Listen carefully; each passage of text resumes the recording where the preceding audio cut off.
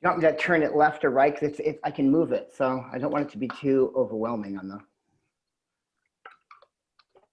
That looks No, great. I think it looks brilliant. Now you lit up and you got the background lit up. It looks really good. Yep. Cool. And now maybe Puppy, you're right. One more last slide. One more thing.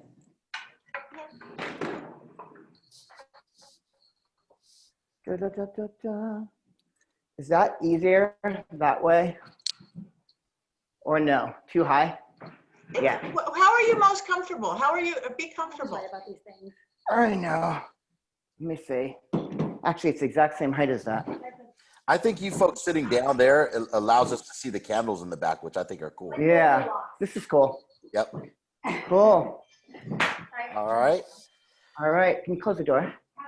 And Sal, feel free. So what's like up? if I ask you a question and you want to go into a different story, I've just started to do that. Go for it. I know you're a good talker. I know who you and if you just answer a question but you want to go into something else, feel free to A little go into tangent or something?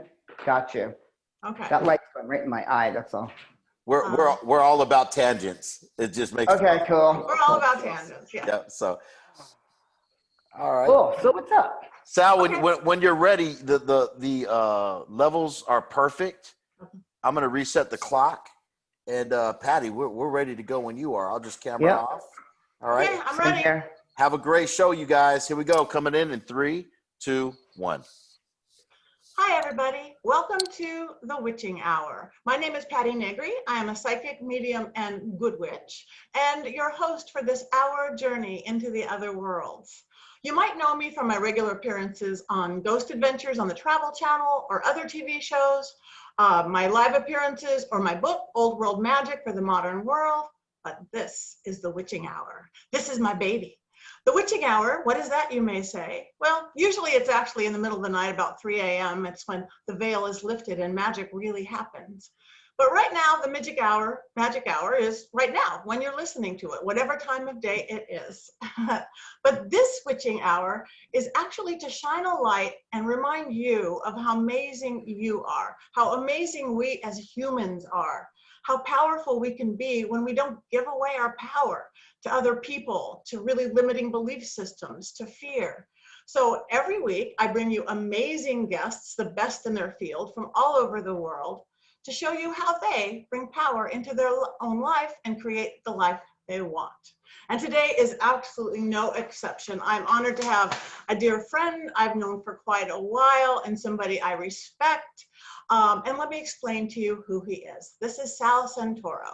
Sal Santoro is the co-owner of the Crooked Path in Los Angeles. With over 30 years of experience, Sal has practiced various occult systems, giving him the ability to combine structures and systems cohesively with practical ritual magic. His studies include traditional witchcraft, ceremonial magic, planetary magic, voodoo, and spellcraft. He specializes in teaching courses that demystify the misunderstood craft. Ladies and gentlemen, let me introduce to you the fabulous Sal Santoro. Hi, Sal. Hey, how's it going? That was quite the introduction. Thank you. And I wanted to have you on for so long. Yeah, this is cool. It is just brilliant to have you. Thank you. We met, I don't even know, 10 plus years ago, probably on a really silly television show. Yeah, still living that down, but it was great because I got to meet you and I got to have a piece of history in my life, that I've been very enthralled with, which is obviously the Black Dahlia. I mean, and to get to go there is not easy in this day and age. Where Sal and I met was actually doing a real estate television show at the Black Dahlia House. We were doing a seance together at the Black Dahlia House under the auspices that he was going to rent it, which that wasn't the true part. But you always have had a thing for the Black Dahlia, correct? Yeah, big time. My mother went to high school with her back in New England. Really? My mom's name was actually Elizabeth Sloan, and her name was Elizabeth Short.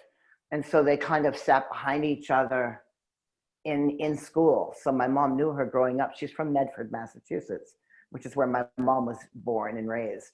And then she came here in 47, and that's when everything changed and happened to her. Everything changed.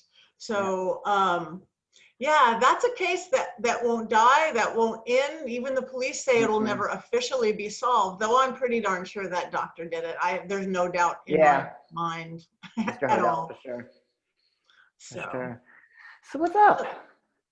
so anyway, so you own a beautiful occult shop right here in Yeah. LA, actually Burbank, beautiful downtown Burbank, called The Crooked Path. I remember before you opened it, I remember you ran the name by me. I'm like, ooh, that is a perfect name. So tell people a little bit about what that is. Okay. Um, I got together with my wife and partner.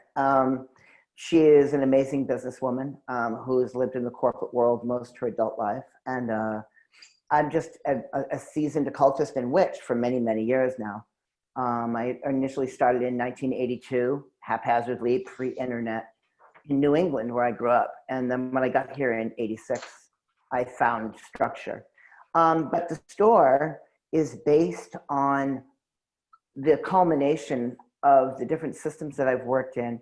But I built it so people could come and get the products they need to do their spell work. That's really what it's for. It's the truest sense of the word. It's an apothecary, which is a warehouse that contains the things that pertaining to a certain subject are as being witchcraft. So you can come and get your candles and your herbs. And one of the things that I really um, pay attention to is like keeping the price way down. Through this time of owning the store and taking care of people in the occult world and trying to give them the product they need, I've always kept it to where the prices have stayed right. I don't want to soak people. I'm not interested in people's money per se. It's known that you can come into my store and just grab a chair and hang out. I'm not looking to get into your wallet. It's not important to me. Yeah. you know. No, and honestly, apothecary, you have the best apothecary I know. And the incenses you make, which I'm so overdue. I've been sending you like Yeah. little pictures of bags. I need this one. I need that Yeah. one. I know I have to go in because you do not remember what you made me, but you Yeah. make your artistry, and I do believe it is an artistry. It is both your magical knowledge and your wisdom Mm-hmm. and just it's artistry of what you create. So we are Thank lucky you. to have you. But can people Thank you. also, since our people are all over, do you have an online store and stuff? Do people can? Well, again, this is where my wife comes into play. I'm still in Facebook, and this is where I like to be. I'm very not an Instagram, Twitter kind of guy. And my wife was head of a marketing team that was pretty known in her business, so she took that over, and she's made a complete online presence. So every time you see Instagram coming up by the Crooked Path LA, it's actually my wife doing all the work and getting the orders, and our orders are doubling every day online. Wow. So yeah, we That did is our first interesting. So do international. you think, again, we are still in the middle of a pandemic. I must say, we are Yeah. recording this early, the second weekend of September. This is going to air in the beginning of November. But as things are going, we're probably still maybe under quarantine, and we're certainly still dealing with this. How do you Definitely. think this pandemic has affected our world, the occult world, or you're saying like orders are growing at the store? Yeah, I believe that it is awakened people, and sometimes it takes situations that aren't necessarily good to make people get a wake up call, and it's very obvious, and that it is, first of all, it's macrocosmic. It's the earth. It's what's going on in the environment that's been getting abused for millennia. These type of things also affect that. But I believe that the coronavirus has wakened people up to maybe step back and look at what we've done and take back responsibility for the land that we're on and the different peoples that inhabit it. I think that it is very much a serious thing, and it is harming and taking lives. But we're learning from those things, and I think that when you come into my store, and not only my store, other stores that supply natural alternative ideas, people want those things because they want to kind of feel at one with themselves and their environment and their personifications of deity. So I think they're getting that here for sure. I agree wholeheartedly, and that's what I Mhm. think it's about too. It's a wake-up call. It's the It is. universe, the gods, whatever. Did a little shake, we didn't pay attention. Shook us a little bigger, didn't happen. Hit us over by the two-by head, going, wake the heck up. And I think Yep. that's what we're doing. And I am seeing an awakening. I mean, it's going both ways. I think the divide is actually getting bigger. The sleep people are maybe going more asleep, but I think this is going to turn out good. So speaking of the occult and all this, how did you, I know you're a longtime practitioner, even more Yeah. so than me, and I know we actually had the same mentor for a long time. How did you get into this world, the occult world? How were you led here? Well, I was a kid that grew up in New England. It's stereotypical. When people think of New England, they think of witches and they think of the witch trials and they think of spooky graveyards and you know, those crackly cold nights before the snow comes. And I mean, I grew up in that. I grew up in this place that was kind of like a magical space. Of course, being a teenager in the early 80s and late 70s, I was kind of not thinking about witchcraft back then. I wanted to be a rock star and come to Hollywood. And that was my goal in life, is to have all this hair and do my thing. And I'm dating myself. But I had a best friend who's no longer with us on this plane. And we discovered it together. It started really small. We had started reading right off the bat. He's like, look at this book. This is 777 by Aleister Crowley. And I'm like, what's that?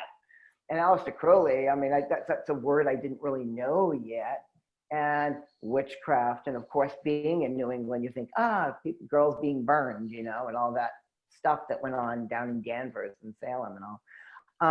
But then we started studying more. And I think one of the first things I ever did being a youth, you know, that was kind of just dabbling. I hate to say that word, but I was a child. I mean, it was 1982. I was like, what, 16? And we invoked ISIS. And it was really scary. It was, I mean, we were scared. We scared ourselves. I mean, Isis is a great goddess. Obviously, now I know this. But back then, we're lighting candles and we're in a creaky old house in New Hampshire. And one thing led to another. And, you know, that's how it started. But I needed more education. I'm a Virgo, and my rising is Taurus. My rising is Capricorn, and my moon is Taurus. So I'm trine in Earth. Wow. And Capricorn is it's a very witchy sign, anyways. And also, being a Virgo, when I get into something, I become obsessed with whatever it is that I'm into, whether it be rock and roll or witchcraft. And so I just wanted more knowledge. And 1985 came around and I moved to Los Angeles. I wanted to be on Hollywood Boulevard and be around all the bands that I liked back then.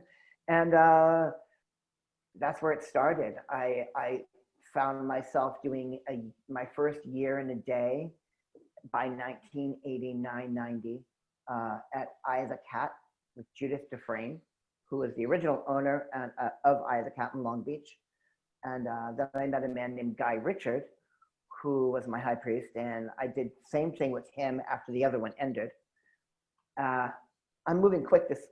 I'm moving through time just because I don't want to take up too much on numbers here. No, it's okay. It's by 93, I joined the Golden Dawn, and the Golden Dawn was a huge shift in consciousness. When you join the Golden Dawn and you don't know once you are allowed into the order. Without giving away too much, because I still hold the current sacred. You start fresh. You start 0 degree, and you experience what's called the neophyte ritual. And the neophyte ritual, no matter who you are, it will absolutely reset your clock in life. And once I went through that, I stayed with them for a couple of years and moved on because of certain inner political situations at the time. And then I opened a really small little store in Eagle Rock with my cousin called Talisman Times. And it lasted about 3 months. It was on York Boulevard. And around the same time, I was really heavy in the old school death rock goth community, with like Christian Death and, you know, Bauhaus and Susie and all the good stuff that we listened to back then. As you shake your head, yes, that was our time, right? Well, we had that store around that same time, but it just didn't do good in Eagle Rock. And it was right before the internet came. And so one day I went in to open the store, and we had a good sized herbs section and some statuary and little objects, but nothing to the effect of what we would have today. And I went in, and my cousin's like, "We're closing. It's over." And I was like, "What do you mean? We're just starting." He's like, "Nah." He was a business guy, and he was always doing one thing, doing the next. You know, he was a nightclub owner. He owned the Monte Cristo. Oh, wow. You know, Michael Pacina. So Michael was like, "It's just not working. I've got to move on to other things. We're closing up. What are we doing with all this product?" And he's like, "Well, I've got that taken care of." And then this old man walked in the store. And I was sitting on the counter, and I'm looking at him, and he had more attitude, and he was full of piss and vinegar, and you know who this is already. And he was just, "Rah, I'll take all of this for $500. And my cousin's like, $500? You know, they give the deals back and forth.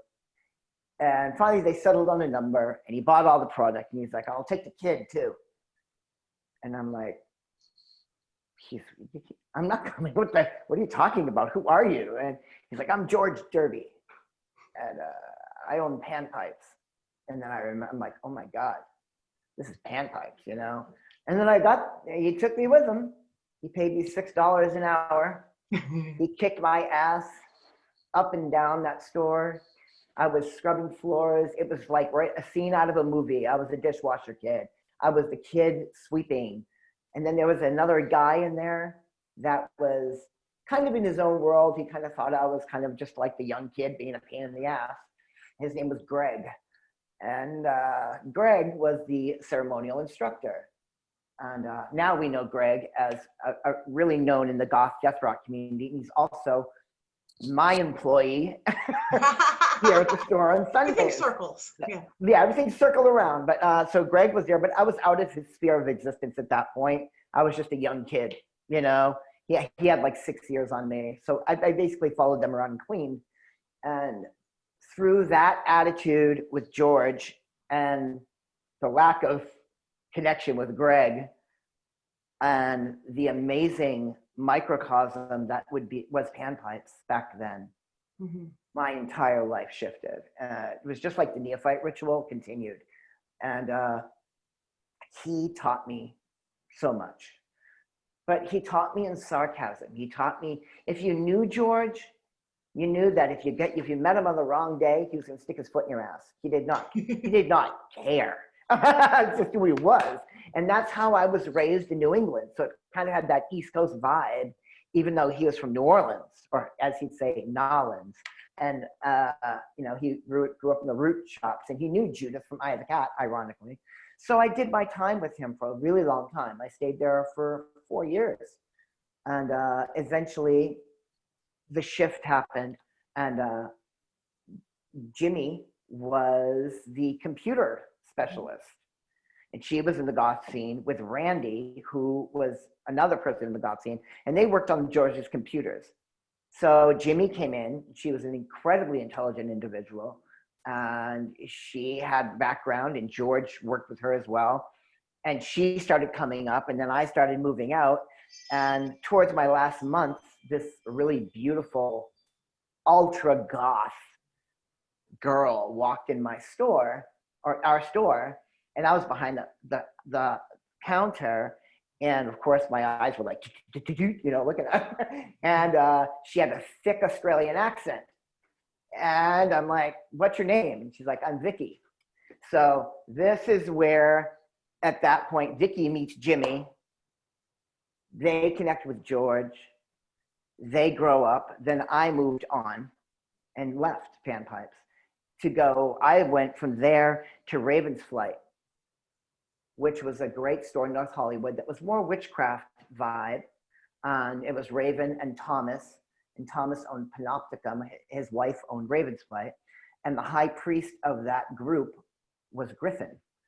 So it's the same family, you know. I've been blessed with all these people. So when I got Judith Dufresne, George Derby, Griffin, and Raven, I mean, I had three huge pillars that I got wailed on by. And it was not an All easy job. railable. Oh my God, they That's, kicked my butt. that is I mean, brilliant. And yeah, it is a amazing. family. It is a community. Griffin has his Yeah. store. I love He Griffin. has beautiful. The Green Man. Vicky now has her store. It's not Pan Pipes anymore. It's Pan's Apothecary or Pan's Yeah, Apotheca, yep. something like that. But Pan's it's a Apotheca. beautiful family. And George, he's passed on, but he actually married me. It was great. Everybody was like, Yeah, we did a full on hand fasting, bloodletting, and all yeah. my little neighbors and family like, what the hell are you guys doing? And we're like, yeah. So, boy, So I do miss great. him. But yeah, wasn't he like a Marine or something? And that's, You know, he had so many stories. George had so many stories. He was a detective. He was a PI. He was George. I mean, whatever George's mythos was it just worked for him. yeah. He was a very ominous man. He was a triple Gemini. You know, he was like very severe. And the weird thing about it was, you know, sporadically.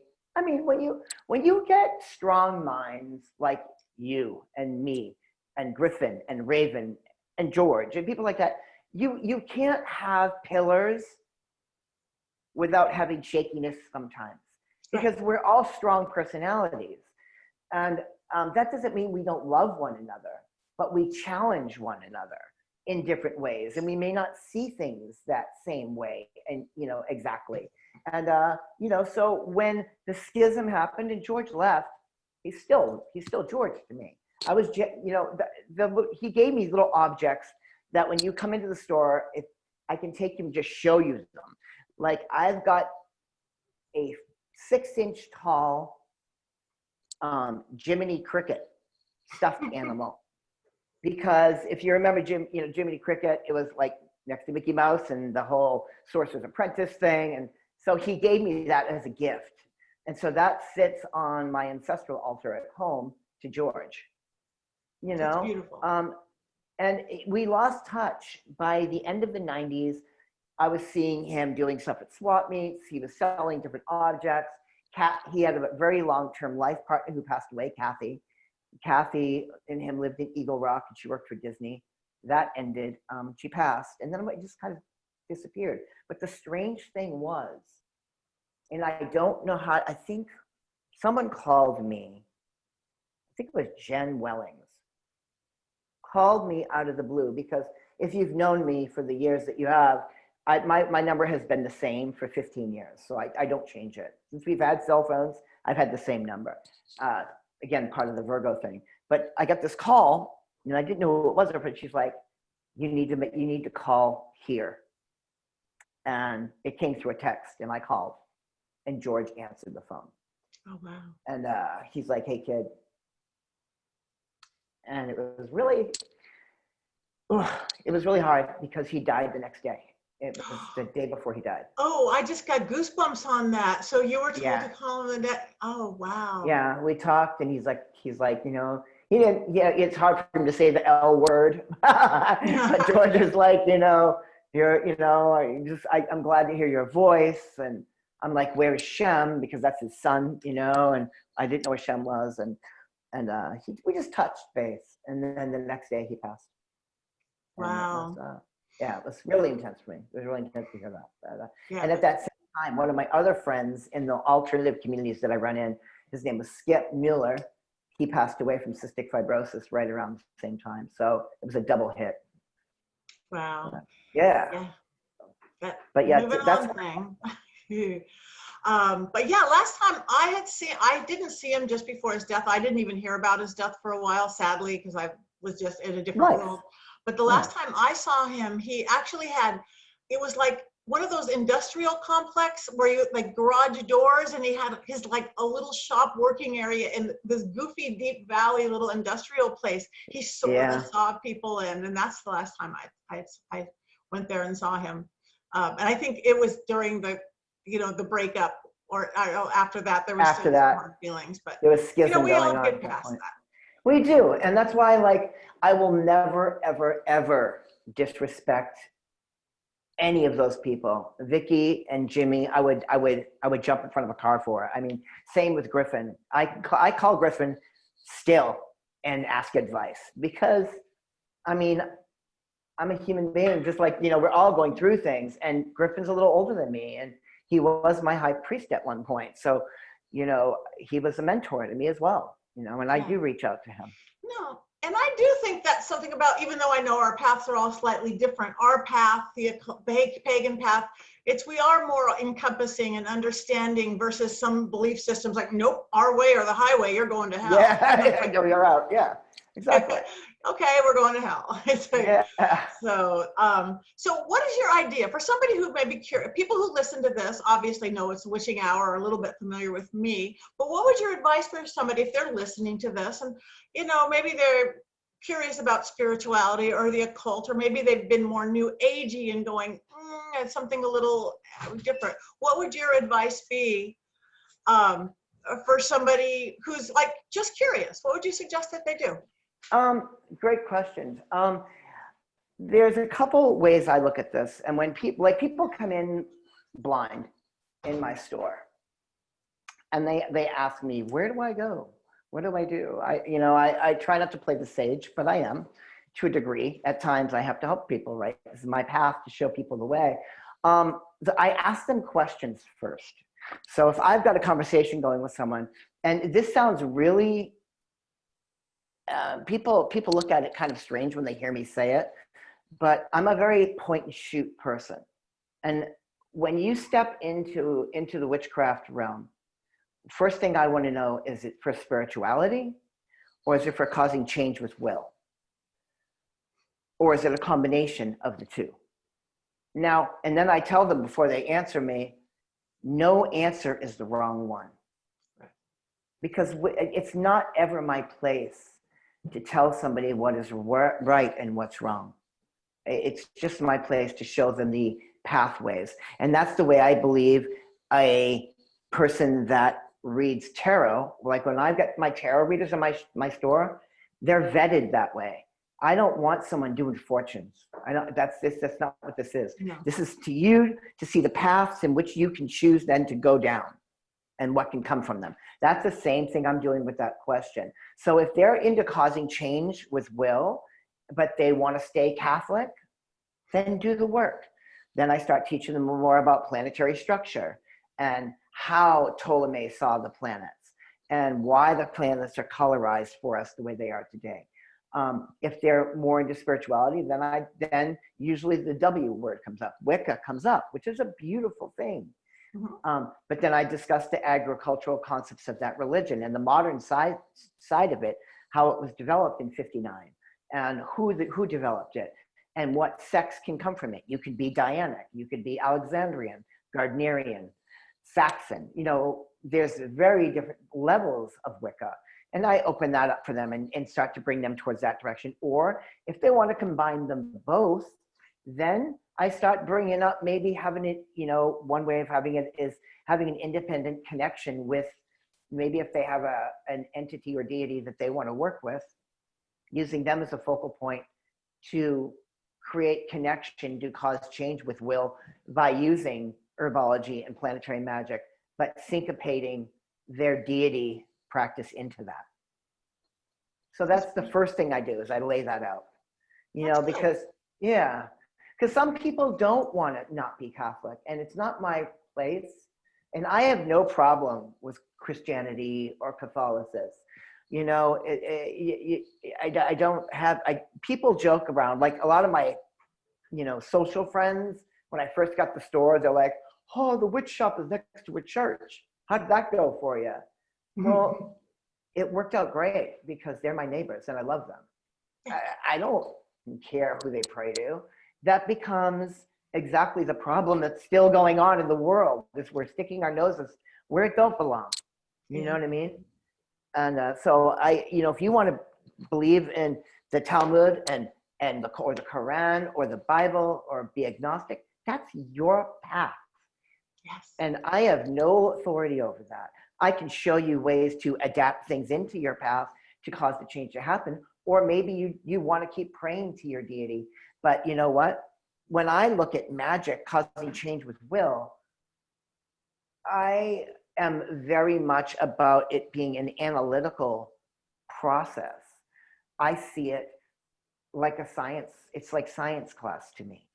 It's not always mysticism, you know, because mysticism is great. I am not, and another thing about me is like I'm a spellcaster. I am a conjurer. I am all those things, but I could not ever have the validity or the level of psychic ability that you do. You're a renowned individual in your field. That's what, and I can't talk about that stuff. You know, I mean, when you're with my wife and you're with the other people in the group, you guys do it. Do I connect to it? I try to, but it doesn't for me. That doesn't mean that I don't believe in it. It means that that's your wheelhouse. You know what I mean? And I don't know a lot about that. So when that comes up, I send people to you and other people for that reason, because I don't want to speak falsely on things that I have no idea on. But ask me No, how I to think do you're a whole lot more psychic than you think you are. You just go analytical on it. You just go left. I do. I'm a Virgo. I know you are. I don't matter what you admit it or not. Yeah. But that is a good way. You actually offer some really wonderful classes at your shop. Are you doing those online now so that people all over can join them? Here comes the whole deal. So if you've noticed, there's a lot of amazing classes at my shop, but I'm not any of them. My name doesn't come up because I don't teach any of my classes online. And I'm in a constant battle with my partner / wife over this. But Scarlett Amaris, who is one of my magic partners and someone I have immense respect for, teaches regularly. Me too. One of my old students, who is now she has been an amazing tarot reader, but she took magic and ceremonial magic courses from me. Grace is doing I think it's a 7-week course in ceremonial magic and beginning tarot. So understanding the Kabbalah and all the symbology of the tarot cards. And she's doing that. So we've got great teachers. Mia was a student of mine in witchcraft and ceremonial magic, but she's also been a 5-year herbologist and a master Reiki practitioner. And her classes are filling up constantly. So we have great teachers. We really do. I just can't, I'm too much of a spaz to have a screen. Like when you talk to my students about my classes, sometimes I'm talking to them and I'm doing handstands, literally, and being a spaz, because I'm a spaz. That's what I am. And when I have to work in linear space, in like a screen space, I'm all over here and I'm doing stuff and they're like, wait, you need to come back to the screen. And so it doesn't work for me. I need to be interactive with my students. Like I'm literally up and grabbing them in and joking with them. There's a lot of give and take in my classes that I just cannot produce on this screen. So it's really hard. Right. But we do have great ones. None of them are mine. I know. I thought that at first too, because I'm a little animated. I'm a little out there, but I'm working myself into it. And you're doing great today. You're in a little box. As our world has turned into, Brady Bunch meets the Matrix. Yeah. You're doing fine in your little box. Out. But I feel like even now talking to you, I'm like this. I'm like here touching something. I need to focus, and I'm a spaz. You know me. I'm like kind of a spazzy, so.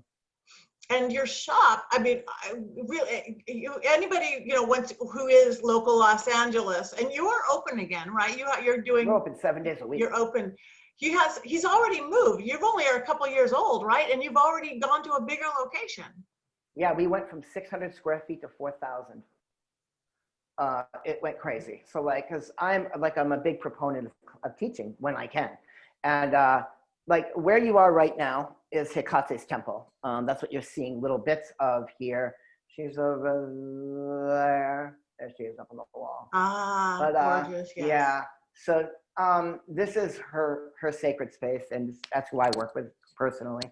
And a lot of Hecatean people come here, and this is always open for them to light candles and connect with their deity here. with her. But in the next room is it's as long as the store, which is pretty long. And it's just a shotgun of a space. And we'd have classes in there. And then the last like 20 by 20 foot square space on the other end is, I created a black box curtain around it. And that's a place for ceremonial magic. So everything's, there's a black and white tiled floor. And this is where the pillars come in and more ceremonial magic happens there. So we have a lot of different space. And then behind is literally a 40 by 40 by 40 with 20-foot walls art space. Yeah. That is just a lot of art on it. Yeah, we've done ritual in there. And for those of Yes, you who are just audio, as the people on Apple and all that, what he's describing in right now is his Hecate. It's a beautiful room. We're seeing a lot of red and statuary and candles. Yeah. And you went to the side, there's this beautiful art piece of Hecate on the wall. So I'm just explaining to that who don't have the visual aspect of that. But it is an amazing space because we've gotten a lot of people in there for rituals. When you use that whole art space, you're looking down from above and you're looking up from over here. It's like honestly, the biggest occult shop I've ever seen. Yeah, it's pretty big. And we've done ritual together in this room because you did psychic work in here. Yeah. We did that. We had a table in here that one night. And we did. Yes, we did. We did that. I remember because it was, on Halloween night, remember we did a seance with a 360 camera? Yeah. Yeah. That was the other store.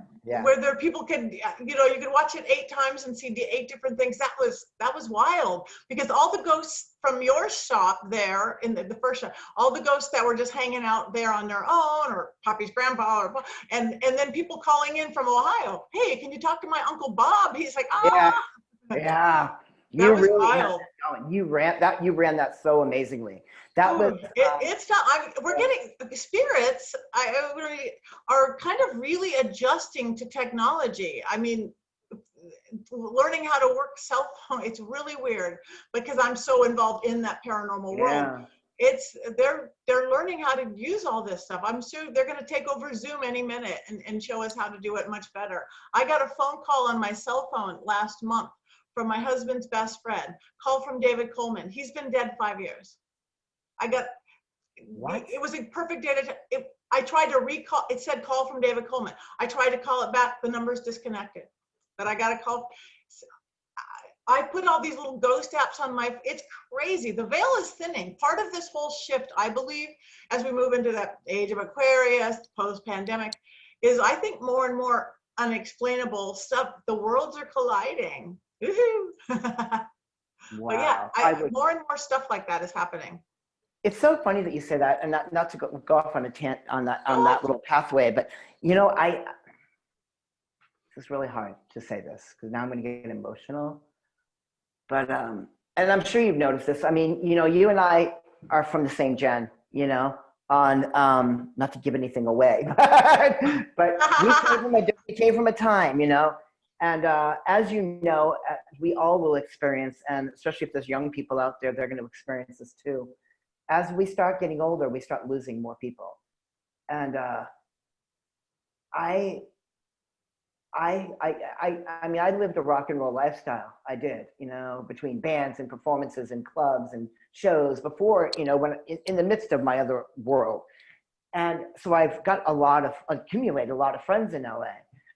And I've lost a lot of people in the last years. In the last couple of years, I've lost probably 7 friends. And I lost one of my friends actually in May. He, amazing guy. He was a grip on Agents of S.H.I.E.L.D. Wow. Great guy, family man, just bought a house with his wife and kids, bought a brand new Ducati, turned the corner, and he died instantly. He was 42 years old. So that was just one more. I mean, this has been happening. I've been losing so many people, but my problem is, and I wanted to connect this with you, that's where it's going, is I can't erase their number out of my phone. I keep their name and their number in my phone. And it's really strange because it's accumulated to now about 15 numbers that are people that don't that are not on this plane anymore, but I cannot See, do it. well, maybe you're going to get a call from one of them. Again, I think Oh my gosh. because we know spirit are energy. We're all energy. But they use electricity and electronics, like all the fancy equipment the TV shows have. So maybe you're keeping them in there because you're going to get a call from your friend. Don't be surprised. It's weird, but it's cool. It's intense, you know, it's just intense. So I'm Yeah. going through that and experiencing. I have a question for you. This, I don't even know what came up. You consider yourself a witch, an occultist, right? You use the term witch. What do you Yes. think of people, and I don't know of anybody in LA who's really doing it, of people like Christian Day or Michael Patel, people who are trying to re-attract warlock? I really have a problem. I mean, I don't have a problem with it, but so the word witch to me, and you know, it's non-binary. Me too. It doesn't have a gender. Witches were, you know, obviously the church utilized that word to control people's families, women, repression. And in the end, you know, during all this time, it was really all about money and land rights. You know, that's why all those people died. But witches were men and women. Warlock, and I can't be quoted on this because I'm constantly researching, but I haven't got the foundation of it yet. But the warlocks, the way that I understood it was they were sorcerers that, you got to remember the word sorcery and magician, these were people that were versed in Christianity and religion. That doesn't mean that they were just Christians, but they understood the Bible. Okay. This is taking me into a whole nother space. It's going to go back to this, so bear with me because I speak this way, No, it's right? good. Go. We have 15 minutes. Go. High magic and low magic. What does that mean? High magic does not mean better than, does not mean above. Low magic does not mean less than or below.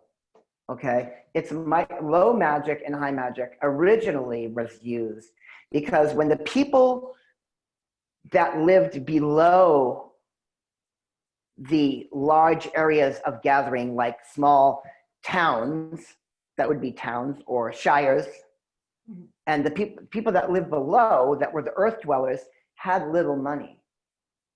And so they were always working with the herbs and with the ground and the dirt and the water. This is where they were. The people that were practicing high magic were usually people that came from money, that had the basis of education, and they had books available to them, and obviously were very influenced by Christianity. Okay, that's where sorcery and all that comes through the medieval periods. Now the word warlock was often used because back in the days of battles on a field, people, each side would have, it almost sounds like D&D, but they would have a caster. Because if this king is going to send this infantry out, when should he do it? How should he do it? Logistics, all that comes up. So the warlock would usually sacrifice an animal and read it in the entrails to just divine their movement, and when to strike, when to counter strike, and then they would throw hexes and spells upon the opposing side. That's kind of the warlock aspect that I'm familiar with. You got to remember also that during that time, women were very repressed, and making that separation of gender and putting a wizard or a lock at the battlefront, they're going to be more prone to doing that because he's a man than a woman, who's passive, right? Which is bullshit, absolute bullshit, because women are obviously way more powerful, but for me, and at least I see that way. But it was a gender bias thing. But witch is just a person that's learned in the arts that we practice. And I think that's what when I say it, that's what I'm referring to. Now in Wicca, in the religion of Wicca, Janet and Stuart Farrar, who are amazing, and you're probably going to get to meet Janet if you haven't, because she's over in Ireland, where you're obviously going to be going soon. Yeah. And the high priestess of my coven is going with you. Really? Yeah. Yeah. One of she was like my student and moved up, and then we formed a coven, and I brought her through all her baptism. Now she's a high priestess in our own tradition that we've created. And she is going on your trip. She bought the ticket. We are going to do some magic. We are going to do some good stuff there. I can't wait. So Janet Farrar is from Ireland. Okay. Okay. She was one of Alexander's students, and they came down through the Gardnerian tradition into the Alexander's tradition, or Alexandrian tradition. And that whole system of Wicca came down through that. She's one of the last people of that line. So if while you're there, seek her out. With that being said, Wicca, when they created the system, Wicca is to shape or bend. Okay, it's the old ways. So you could be Wiccan and practice the religion of witchcraft, which is the agricultural wheel of the year, and living in harmony with that, and working with the god and the goddess, and the dying of the oak and the rise of the holly, or vice versa, and move through your wheel. Now these are also witches, but being a witch in the Wiccan tradition is different than being a witch just point and shoot, because anyone can be a witch. There's no one holds honor over that name. Okay, you are one because you simply identify with it. Yes. And I mean, it's great to, I mean, you're renowned in your world, and that's honorific. That's like, we all know Patty Negri as being who you are. No, I'm not giving you ego rub. I'm being honest. Thank you. You are who you are. You've worked your ass off to be that person. Okay, that's different than someone saying that they're a witch. I mean, a witch is an acknowledgement of that I am going to be taking upon ways of causing change with will to get the outcome to work in the favor that I'm wanting. See what I'm saying? So that's where witch, warlock, that's how I see that. And again, I will always say this to you in every interview that I've ever had. My way is not the only way. And I don't hold the book of the laws in my hand. This is my experience. And I'm only here to share that with people so they can open up their minds to their own. That is beautiful. And I agree with you 100%, pretty much everything you said. And I try to explain the difference between the religion of the witchcraft or Wicca versus practicing the craft and taking fate into your own hands and just not going. And but that's beautifully said. So thank you, Sal. Yeah, because when I got into this 30 whatever years ago too, it was witches, it wasn't non-binary, it just and then warlock, that was a bad thing. I didn't even know the whole story to it, but like that was some kind of a traitor, that was a bad thing. And now when I hear things in the last couple of years that it's reclaiming this world, it didn't make sense to me. So it still doesn't, but again, to each his own. I'm the same with you.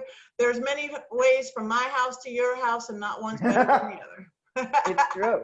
And this is where we start getting into like my forte is spell work.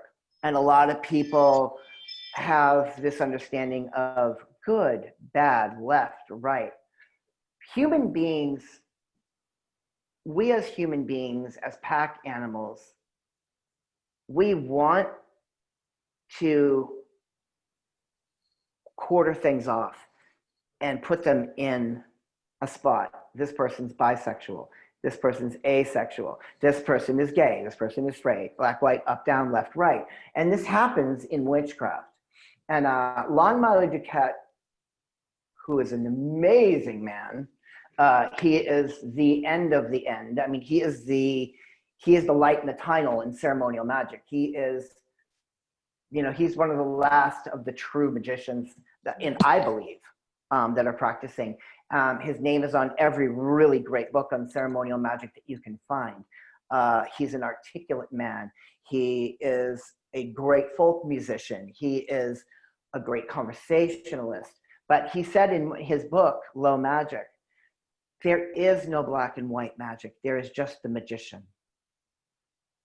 And when it comes down to that, it's a question of your morality and what you deem as right or wrong. And if you deem something wrong, then you follow your inner voice and you stop at the threshold and say, this is not where I'm going right now. Maybe later I will. Okay? That is fine. But that does not mean that that has to be impressed or imposed upon somebody who's also practicing that just walks right in and does it. Okay? Magic is truly a science to me. And I know that if I use this time frame with this color spectrum, right, this day with this herb, the cross correlatives line up, manifest happens. I believe that my job is to stay with that which is above is a reflection of that which is below. So we as magicians want to affect the astral plane to make it reflect exactly that which we want to manifest on the material. And I do that through the means of the structures that I'm working with in my spellcraft. Now, if somebody comes up to me and says, I want you to bind this person, I counsel them. If you come see me and you get spellcraft for love or money or any other reason, selfish or not, first thing I do with any of my clients, and I have a lot of clients at this point, and I get taken care of. I mean, I do. I get compensated well for my work.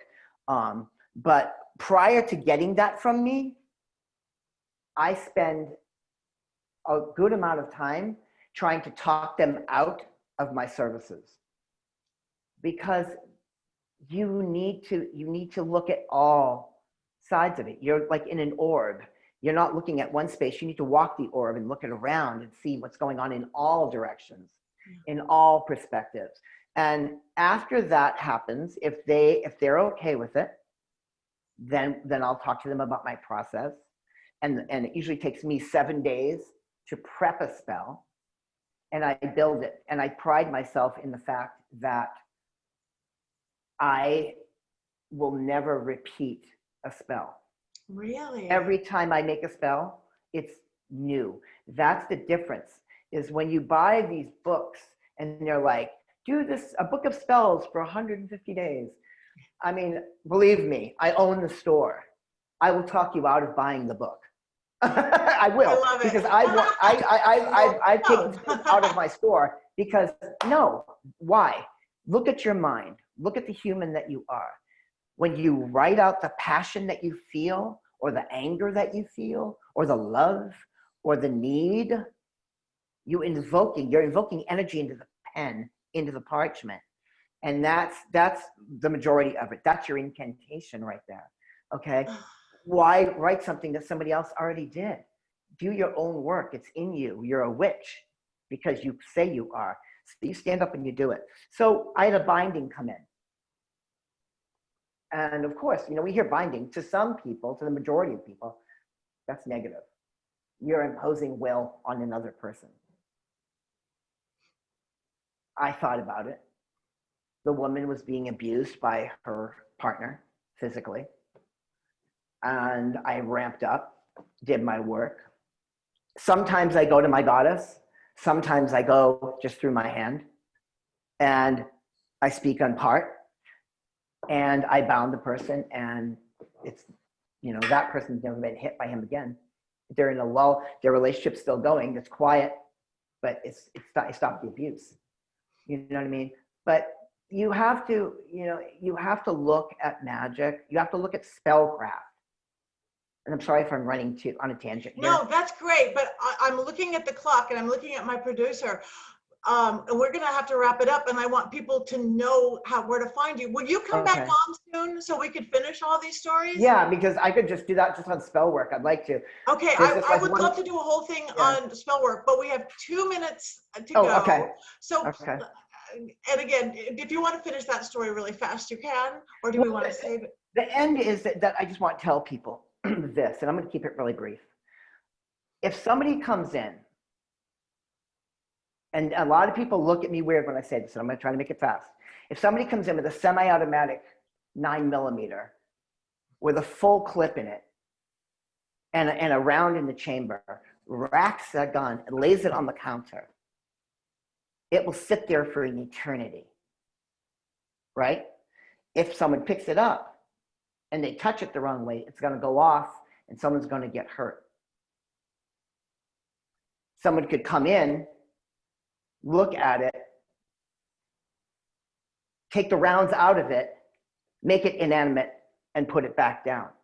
Magic can be a weapon. Ritual magic and spellcraft works. And you have to be the responsible owner of that tool. Yes. That's what I'm getting at with that. You have to look at it as that. It's precious, it's deadly, it's real. And the best thing you can do is read. Stay off of little Instagram clips, buy a book, go to Green Man, go to Vicky, go to me, go to anywhere you are and just talk. And if the person behind the counter doesn't give you what you want, ask them for it. And if they don't give that, come somewhere else. There's always a chair to the left of my counter. And I don't need your wallet to show that you're interested. Just sit with me, talk. And I'm going to be in this next week. So again, we have minutes left. Tell people where they can find you, Sal. Okay, this is where I mess everything up. There is, we are the Crooked Path LA on Facebook. And our Crooked Path Occult on Facebook, Crooked Path _LA on Instagram. And we are located at 2020 West Magnolia Boulevard in the city of Burbank, California, on the corner of Keystone and Magnolia. And we are called the Crooked Path. I'm here every day except for Tuesday and Sunday, which are my days off. But I have 2 great practitioners, one of them being Greg from Panpipes on Sundays, and I have Becca on Tuesdays working, and they're both incredibly skilled. Thank you so much. And your website?